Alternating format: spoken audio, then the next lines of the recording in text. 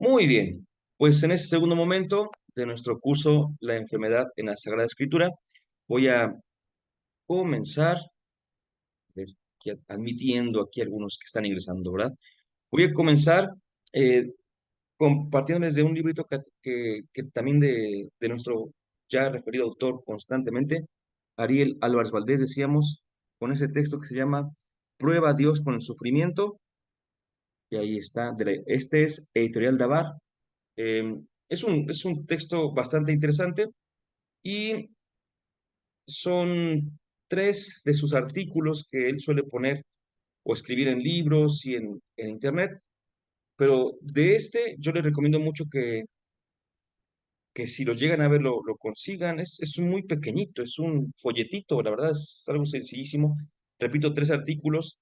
En dado caso, si todo sale bien, se los mando al grupo de WhatsApp, ¿sale? Porque tengo por ahí, debo tener los tres archivos, aunque sea no en esta edición, sino en otro PDF, pero se los envío. Lo primero. Lo segundo, hacer un súper mini resumen muy, muy breve de lo que hemos comentado hasta el momento. Decíamos, en primer lugar, la experiencia de la enfermedad. Es una experiencia que cualquier ser humano pues se ve confrontado por la enfermedad y que pues depende de dónde se viva, depende de dónde se esté, es como se va a responder a esta experiencia. Nosotros nos enfocamos en el Oriente Antiguo y particularmente en el Oriente de la tierra bíblica, ¿verdad? En donde se creía que la enfermedad era causada por espíritus malignos o por dioses malignos también, de manera general, pero ya de manera particular en Israel, se creía que la enfermedad era causada por el único Dios, que es Yahvé Dios. Para esto decían, bueno, ¿cómo es que un Dios tan justo puede enviar una enfermedad? Y entonces se respondía de inmediato, pues la enfermedad es consecuencia del pecado, es a causa del pecado. El pecado ha hecho que se rompa esta buena relación con Dios y entonces Dios ha castigado, permítanme usar esta expresión, ha castigado al ser humano con una enfermedad dado su pecado. Y hemos hablado de dos momentos. En el primer momento decían, bueno, ¿quién pecó? Bueno, pues pecaron los antepasados y los, los que vienen ahora son los que están sufriendo la enfermedad y le llamábamos este castigo colectivo, le llama Ariel Álvarez Valdés de otra manera, déjenme ver, le llama personalidad corporativa. Dice el que a veces en la Biblia se habla de una personalidad corporativa, un grupo vaya, y que entonces el pecado es del grupo y por tanto el castigo es del grupo también. Pero decíamos que ya después en el destierro y todo esto, con el profeta Ezequiel, el exilio babilónico, el destierro vaya, dice que se hace un avance, decía el autor Sergio Armstrong Cox, y dice que se pasa del castigo eh, colectivo, como él le llamaba, a un castigo individual. Entonces, ya no es que pecaron los otros y por tanto a mí también me fue mal, sino que pequé yo y por tanto me fue mal. Pareciera que estaba un poquito resuelta la cuestión, pero ahora sí, empezamos con el segundo punto. ¿Se acuerdan que decíamos en nuestra invitación? Es el asunto, a ver, permítanme, lo voy a poner aquí rápidamente. Nuestra invitación decía primero, bueno, la enfermedad, primer tema, como castigo de Dios. Es un punto ya puesto. Pero ahora, la enfermedad como designio divino. Vamos ahora a evaluar si la enfermedad es realmente un designio divino. ¿Por qué? ¿En qué sentido? Porque estamos diciendo que la enfermedad, pues ya es consecuencia del pecado, ¿no? Pero hay una cuestión muy interesante. Hay justos que se enferman y hay injustos que no se enferman. Entonces, si la enfermedad es a causa, como consecuencia del pecado, ¿por qué se da esto, verdad? ¿Cuál es la razón? De ahí que viene el tercer punto. El siguiente punto es el inciso D, el cuestionamiento a la justicia divina. La respuesta anterior parece estar a la altura de la justicia divina. Sin embargo, es posible constatar que a menudo los justos se enferman y los pecadores viven sanos. Diríamos nosotros, al bueno le va mal, al malo le va bien, ¿verdad? No hay congojas para ellos, sano y rollizo está su cuerpo. No comparten las penas de los hombres, no pasan tribulaciones como los otros. Por eso el orgullo es su collar, la violencia el vestido que los cubre. Su gordura rebosa malicia, de artimañas desborda su corazón. Por eso mi pueblo va tras ellos, sorben con ansia sus palabras, dicen, ¿vas a verlo Dios? ¿Lo va a saber el Altísimo? Fíjate nada más, ¿no? Salmo 73, como dicen, pero es que ¿por qué les está yendo así tan bien, siendo tan malo, no?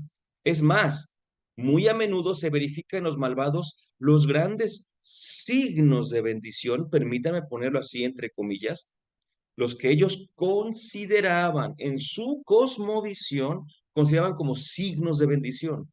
Se verifican en los malvados muy a menudo los grandes signos de la bendición divina. ¿Cuáles son? Descendencia numerosa, prosperidad económica, larga vida y una muerte tranquila. ¿Por qué siguen vivos los malvados que envejecen y aumentan su poder?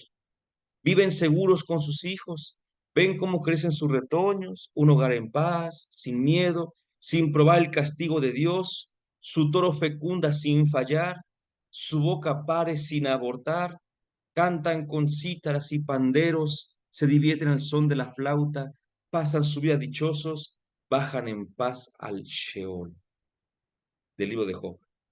Voy a ver la cita porque hay algo que comentar sobre esto. Vamos a ver la cita número 4. El Sheol es la morada de los muertos. Ojo, ojo, una especie de caverna subterránea a donde van a parar las almas de los muertos, buenos y malos, ¿sí? Y en que viven una semivida, en una especie de somnolencia. No existe aún la fe en una inmortalidad del alma o en la resurrección de los muertos. Por eso, la recompensa del justo es una larga vida y una descendencia que le permita perpetuarse de algún modo en los hijos, que es algo que ya hemos dicho anteriormente en otros cursos, que si nosotros creemos que todo acaba aquí, pues efectivamente aquí habrá buenos que les vaya mal y malos que les vaya bien. Como no creemos nada después de aquí, en ese sentido, se lo dije figuradamente, ¿no? Obviamente, si no creyéramos, vaya, si no creyéramos nada más de aquí, pues obviamente que pues sí, a alguien le va bien, a alguien que es malo, y a alguien le va mal, que es bueno. Por eso es que ellos que no conocían la inmortalidad, por así decirlo, decían, pero mira, ¿cómo los puede bendecir Dios? Pues con una vida larga. Y de repente veían que los que vivían largamente eran los malos y los buenos luego se morían jóvenes. ¿Qué está pasando, no? El profeta Jeremías se pregunta, ¿por qué prosperan los malvados y viven tranquilos los traidores? Es la pregunta que recorre por entero al libro de Job. Este libro consiste en una especie de juicio en el cual el acusado es Dios, el fiscal es Job y los amigos de este, los abogados defensores. A partir de una antigua leyenda, el autor del libro nos presenta a este antiguo patriarca, un hombre que es como el modelo de la bendición divina, o sea, rico y lleno de descendientes. Sin que haya habido una sola falta, Dios le quita a sus hijos, sus pertenencias y su salud. En medio de su enfermedad, lo que Job pide a lo largo de todo el libro es encontrarse con Dios para discutir con él respecto de su justicia. Tres amigos que han venido a verlo asumen la defensa de Yahvé. Bildad le recuerda al sufriente la explicación de Ezequiel. Si él está enfermo, es porque ha pecado. Debe entonces confesar su falta y pedir perdón. El patriarca rechaza una solución que considera una mentira y por eso insiste en su inocencia. Al comienzo del libro aparece una nueva explicación de la enfermedad y del dolor. Fíjate nada más. Dios, llegamos en la historia del pueblo de Israel, a esta cuestión teológica muy fuerte. Dios pone a prueba a los justos para que su fe crezca en firmeza y desinterés. Por algo el autor decía, tenemos que recordar la teología, cómo va progresando, la revelación de entrada, la revelación, claro, cómo es progresiva. Y luego la teología, cómo es que también poco a poco empieza a entender. ¿Ya vieron qué se creía al principio entonces? Que los pecados de los otros pagaba yo. ¿Qué se creía después? Que mis pecados pagaba yo, los pagaba yo. Pero esto ponía así como que, bueno, pero si yo soy justo, entonces ¿por qué estoy pagando con una enfermedad? Y si el otro es injusto, ¿por qué no está pagando? Ah, bueno, la teología avanza y hay una propuesta que al día de hoy calificaríamos como lamentable, pero se dio y hasta el día de hoy justamente se sigue pensando. Dios pone a prueba. Híjole, híjole. Pues bueno, vamos a ver dónde desemboca todo esto, ¿no? Entonces, entramos a un punto más, la enfermedad como prueba de Dios.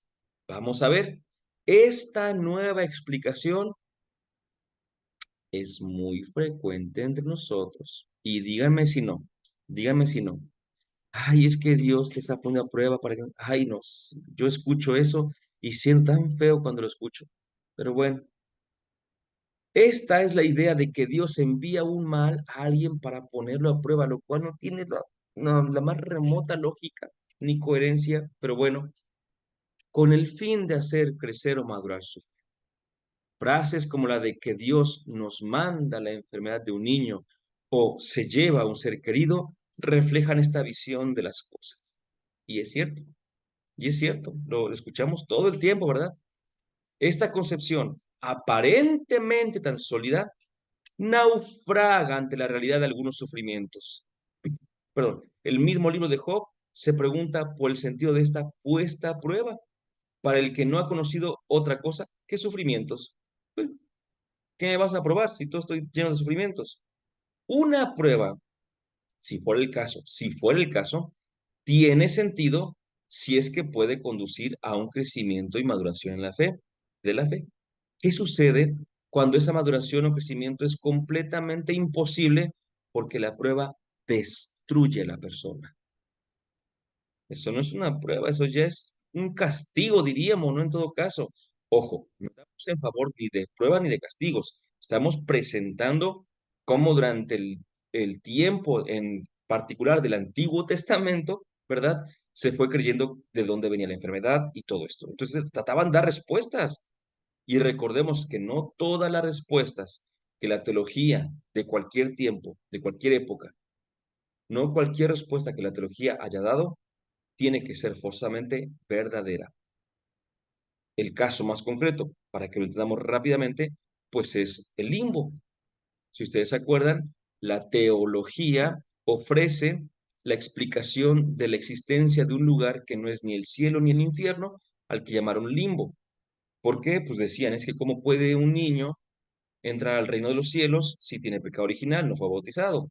Y decían, pero tampoco puede ir al infierno porque no tiene pecados particulares. Entonces, ¿cómo sabe? Bueno, pues ahí seguramente hay un lugar intermedio que se llama el limbo, pero eso al día de hoy ya no se afirma. Lo que durante un tiempo se afirmó, hoy ya no se afirma, ya ha sido superado. Pues lo mismo pasa con esto de pensar en la prueba y en el castigo. ¿Sí? Hay que tener mucho cuidado. Este hermoso libro, el de Job, termina con la defensa que hace Dios de sí mismo. Reconoce implícitamente la inocencia de Job, pero en una cosa no le da la razón. Para afirmar su inocencia, Job no tiene por qué condenar a Dios. ¿Quieres acaso violar mi derecho? ¿Condenarme para quedar absuelto? Dirá Dios. Se insinúa aquí, mira, que el mal puede no tener a Yahvé como causa. Dios mío, bendito es el Señor. Se insinúa que el mal puede no tener a Yahvé como causa.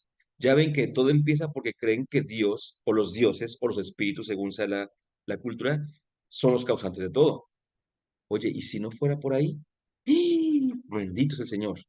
Sino que Él, por algún motivo, por ahora desconocido, lo permite. Bueno, ya vamos mejorando, ¿no? El autor, sin embargo, se apura en recordarnos que Dios sigue controlándolo todo en dos grandes discursos divinos. 39 al 41. Contrariamente a lo que se esperaría, Dios da la razón a Job frente a las explicaciones dadas por sus amigos. Yahvé termina siendo mucho más duro con sus abogados defensores que con el propio Job. Ah, qué curioso. Dijo Yahvé a Elifaz de Temán, perdón. Y yo les recomiendo que lean el libro de Job completo, por supuesto, ¿no? Aquí vamos sacando algunas ideas, pero leanlo completo. Está bastante bonito para leer. Estoy enfadado contigo, le dijo Yahvé, y con tus dos amigos, pues no han ustedes hablado bien de mí, como mi siervo Job. Tomen ahora 3 terneras y 7 carneros, acudan a mi siervo Job y ofrézcanos por ustedes en holocausto. Mi siervo Job intercederá por ustedes. Solo en consideración a él, no les infligiré castigo alguno por no haber hablado bien de mí, como lo ha hecho mi siervo Job. Muy bien, ¿eh? Va muy bien este asunto. El patriarca ha logrado parcialmente lo que buscaba. ¿Y qué buscaba? Encontrarse con Dios cara a cara y plantearle la pregunta por su justicia. Se ha encontrado personalmente con el misterio de Yahvé que supera cualquier afirmación dogmática sobre su ser y su actuar. Sin embargo, es justo reconocer que no se ha respondido a la pregunta fundamental planteada por la desgracia del inocente. O sea, el libro va muy bien, el libro va todo bien, pero falta, tenemos un tema pendiente. El final en prosa del libro, que fue agregado, por cierto. Mira, ahí está, que es un añadido tardío, se contenta con repetir el principio de retribución individual que hemos explicado en el punto anterior. Retribución individual es castigo personal, ¿verdad? Será necesario esperar hasta el siglo II antes de Cristo. Imagínense, los primeros textos son del siglo X antes de Cristo. O sea, al menos en cuanto a textos, llevamos 8 siglos ya. Una teología que va avanzando y que lleva 8 siglos y que ha pasado nada más por 3 etapas o 4 en 800 años, imagínense. Pero bueno, será necesario esperar hasta el último siglo, perdón, hasta el siglo segundo antes de Cristo para encontrar una primera respuesta en el libro de la sabiduría, el último libro del Antiguo Testamento, que por cierto es un libro deuterocanónico y que no es aceptado ni por el judaísmo ni por los protestantes. La Biblia Reina Valera no tiene el libro de sabiduría, el Tanaj hebreo no tiene el libro de sabiduría. Este libro va a plantear, y aquí suenan campanas, una retribución en la otra vida. Suenan campanas. Por fin empezamos ya a hablar de una vida después de esta vida. Esto es, después de la resurrección de los muertos. La enfermedad y la desgracia en general no son lo definitivo. Bendito sea el Señor, ya estamos llegando, muchachos, ya casi, sino la vida eterna junto a Dios. Esta respuesta, sin embargo, lleva otra pregunta. ¿Este glorioso final justifica, por ejemplo, el dolor extremo? O sea, el hecho de que digamos que vamos a vivir eternamente con Dios y la resurrección, ¿justifica el dolor extremo? ¿Justifica el dolor de los niños? ¿No es este último un precio demasiado alto para ingresar en la armonía final? Dice el autor, me viene a la memoria el siguiente párrafo de los hermanos Karamazov de Dostoyevsky. Oh, Aliocha, no blasfemo. Me explico perfectamente el temblor que agitará el universo cuando todo lo existente en el cielo y en la tierra se une en un cántico de alabanza. Y todo viviente o que haya vivido grite, tu sabiduría es esta, Señor, porque nos ha revelado tus caminos. Cuando la madre abrace a aquel demonio que dio a su hijo a los perros y los tres exclamen a una, tu sabiduría es justa, Señor. Entonces ciertamente habremos alcanzado la corona de la ciencia y todo aparecerá claro en nuestra mente. Mas lo que me subleva es que no puedo aceptar esta armonía. Y si el dolor de los niños ha de integrar la suma de dolores necesarios para adquirir la verdad, declaro que esta verdad es una estafa. No quiero la armonía y no la quiero por amor a la humanidad. Prefiero mantener mi sufrimiento sin venganza, mi indignación sin desahogo, aunque esté equivocado. Además de que se nos pide un precio tan elevado por la armonía que está fuera de nuestros recursos al entrar en ella. Por eso me apresuro a devolver mi billete de entrada al cielo. Y si soy honrado, debo correr a devolverlo cuanto antes. Eso es lo que hago. No es que rechace a Dios, Aliocha, solo le devuelvo respetuosamente su billete. Fuerte, porque efectivamente, cuando no estamos en una situación tan terrible de enfermedad, por ejemplo, de niños o de situaciones de mal en general, pues es muy fácil hablar, es muy fácil decir un montón de cosas, pero cuando lo estamos viviendo, decíamos al principio, el mal cuestiona. Y yo he visto gente, no le juzgo ni a la que sí ni a la que no, pero he visto gente que, por ejemplo, ante una desgracia, reniegan de Dios y los entiendo. Y he visto gente que ante una desgracia siguen confiando en Dios. Adelante. No es posible ni es debido juzgarlos. Solamente hay que entender que el dolor que se vive en esa desgracia es tremendo, tremendo, tremendo. Y que entenderé que tú reniegues, pero también podré reconocer tu fe tan valiosa cuando no reniegas y cuando dices, muy bien, pues vamos con el último punto, la enfermedad y Jesús. Ya estamos llegando. Entonces, ¿se acuerdan? Decíamos del principio, la progresión de la revelación. ¿Y a dónde nos va a llevar? Pues a la plenitud de la revelación. Es con Jesús. Vamos a ver qué nos comparte el autor en este aspecto de nuestro Señor Jesucristo. En el judaísmo tardío, en la corriente apocalíptica, la enfermedad es atribuida a espíritus demoníacos que actúan en contra del hombre y cuya acción Dios permite, aunque por un tiempo. Por ejemplo, así el primer libro de Enoc 6 no es un libro que esté en la Biblia, por supuesto, y siguientes. La visión de Jesús va en esta línea, como puede constatarse en el siguiente texto de Lucas. Estaba expulsando un demonio que era mudo. Apenas salió el demonio, rompió a hablar el mudo y la gente se admiró.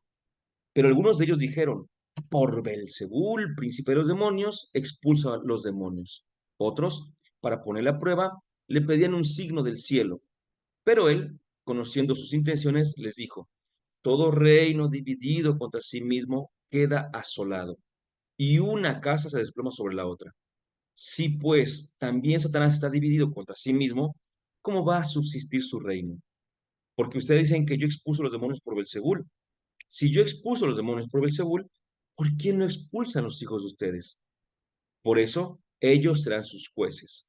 Pero si por el dedo de Dios, es decir, el Espíritu Santo, si por el dedo de Dios expulso yo los demonios, es que ha llegado a ustedes el reino de Dios. Vemos aquí a Satanás, al demonio, como el jefe de un ejército de malos espíritus o demonios con minúscula, que son los que provocan las enfermedades y toda clase de males. En la apocalíptica, es toda una corriente literaria, estos demonios y de pensamiento, no solamente literario, sino también de pensamiento, estos demonios actuaban a veces por orden de Dios para castigar una falta o simplemente Dios permitía la acción demoníaca por esa causa. Jesús no piensa así. Para él, la enfermedad nunca es obra de Dios. Y esto ya es el salto definitivo, muchachos. La enfermedad, decíamos al principio, como castigo, y ya vimos, como castigo colectivo y como castigo personal. En ese segundo punto, el tema es la enfermedad como designio divino. Y efectivamente, así se veía, como si fuera un designio divino. Pero cuando llega Jesús, ¿qué nos está diciendo? Que la enfermedad no es obra de Dios. En el texto citado, aplica el sentido de sus curaciones. Dios ha comenzado a reinar, no de un modo pleno, ciertamente, sino parcial e incompleto, pero muy real. Su acción es un anticipo del reinado de Dios pleno, definitivo, que Israel esperaba como algo muy próximo. Jesús está haciendo retroceder la soberanía que Belcebú tiene en medio del mundo. Se está anticipando una derrota que pronto será completita. ¿Qué posición tiene Jesús ante las explicaciones sobre la enfermedad dadas más arriba, las que ya dijimos? Pues miren, miren, miren. Uno, Jesús nunca atribuye la enfermedad a una acción divina, ni como castigo del pecado, ni como puesta a prueba, que eran las opciones que teníamos. Dice la cita al pie.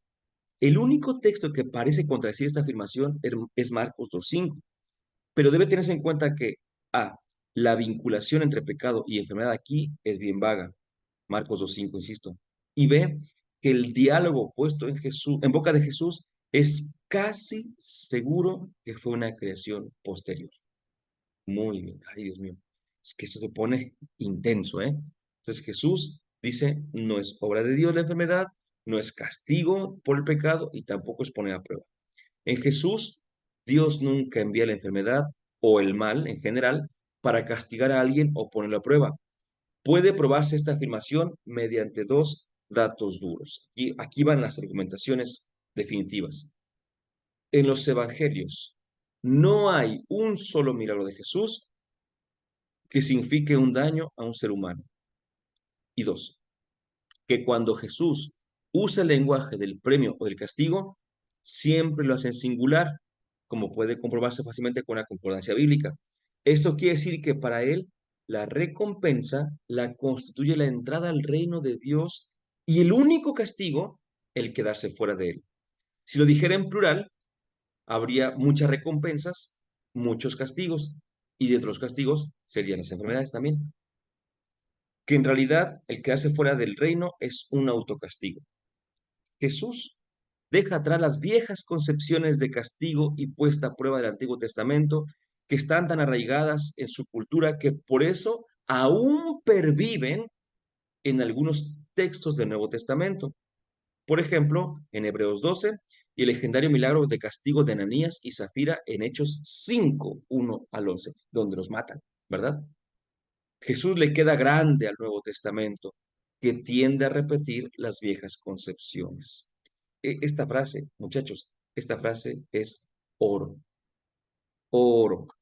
Jesús le queda grande al Nuevo Testamento, que tiende a repetir las viejas concepciones. Debe tenerse particularmente presente que Jesús en su actuación representa a Dios mismo. ¿Se acuerdan? Quien me ve a mí, ve al Padre.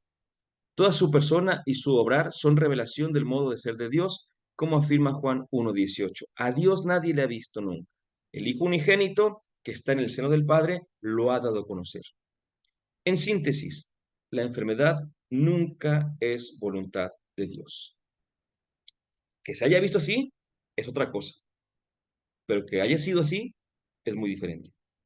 Otra cosa es que cuando ella es inevitable, deba ser asumida, y aquí nos va a dejar el puente para el último tema, deba ser asumida como fuente de crecimiento personal y de donación a Dios y a los otros. La Pascua de Jesús es modelo de esto. Dios puede transformar las peores cosas en fuente de vida. Pero eso, perdón, no implica justificar de algún modo la enfermedad o la desgracia. La posición de Dostoyevsky citada es muy cercana a la de Jesús. El tema de la no justificación de la enfermedad y del mal nos lleva a la reflexión siguiente sobre el origen del mal. Si el mal no proviene de Dios, ¿de dónde viene? Si Dios es bueno y todopoderoso, ¿por qué permite el mal?